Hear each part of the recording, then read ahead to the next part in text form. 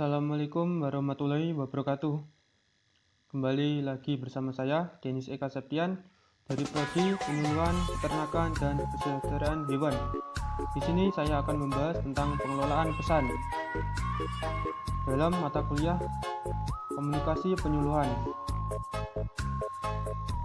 Yang pertama, pengelolaan pesan. Pengelolaan pesan terdapat dua model penyusunan pesan, yakni penyusunan pesan yang bersifat informatif dan penyusunan pesan yang bersifat persuasif. Kemudian, penyusunan pesan yang bersifat informatif. Model penyusunan pesan yang bersifat informatif lebih banyak ditujukan pada ekspansi wawasan dan kesadaran khalayak. Prosesnya lebih banyak bersifat difusi atau penyebaran, sederhana, jelas, dan tidak banyak menggunakan jargon, istilah-istilah yang kurang terkenal di kalangan khalayak.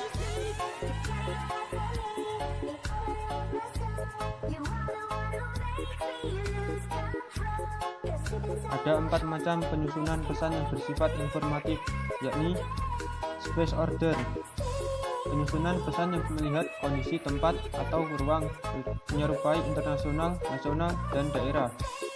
Kemudian time order, penyusunan pesan berdasarkan waktu atau periode yang disusun secara kronologis. Kemudian selanjutnya inductive order, penyusunan pesan yang dimulai dari hal-hal khusus ke hal-hal yang bersifat umum.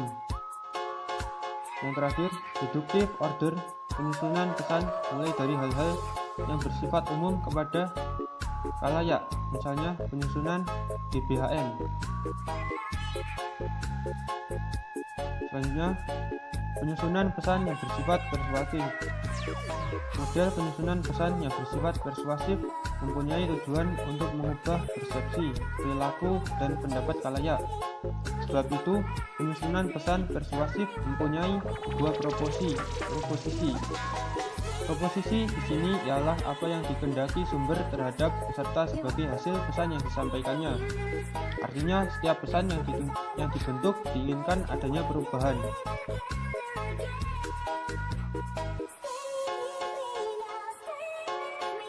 Penyusunan pesan yang menggunakan teknik persuasi antara lain: 1.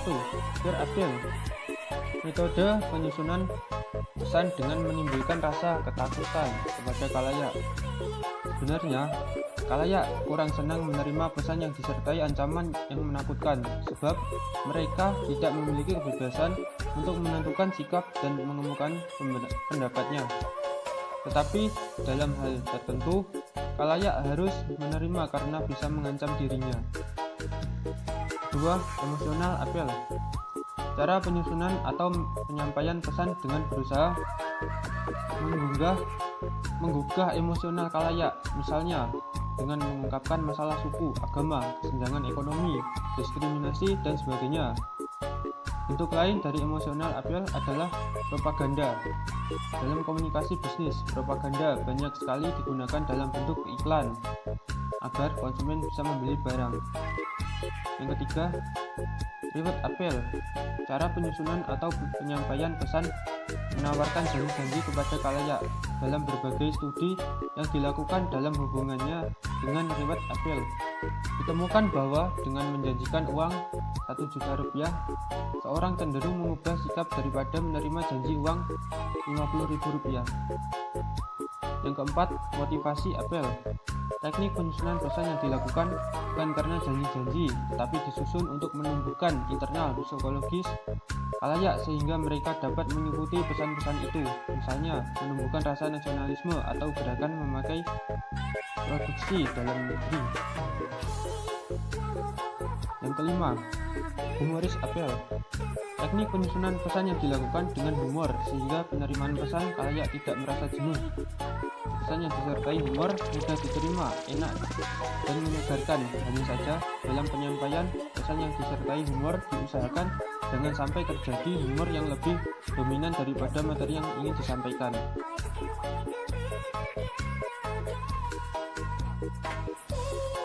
Kemudian, keberhasilan dalam mengelola dan menyusun pesan-pesan secara efektif perlu memperhatikan beberapa hal sebagai berikut. Yang pertama, pesan yang disampaikan harus dikuasai lebih dahulu, termasuk struktur penyusunannya yang sistematis. 2. Mampu mengemukakan argumentasi secara logis. Untuk itu harus mempunyai alasan-alasan berupa fakta dan pendapat yang bisa mendukung materi yang disajikan. 3. Memiliki kemampuan untuk menciptakan inovasi bahasa serta gerakan-gerakan nonverbal yang sanggup menarik perhatian khalayak.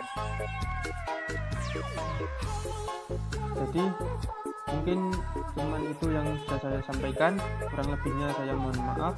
Akhir salam, bila taufik wal hidayah. Wassalamualaikum warahmatullahi wabarakatuh.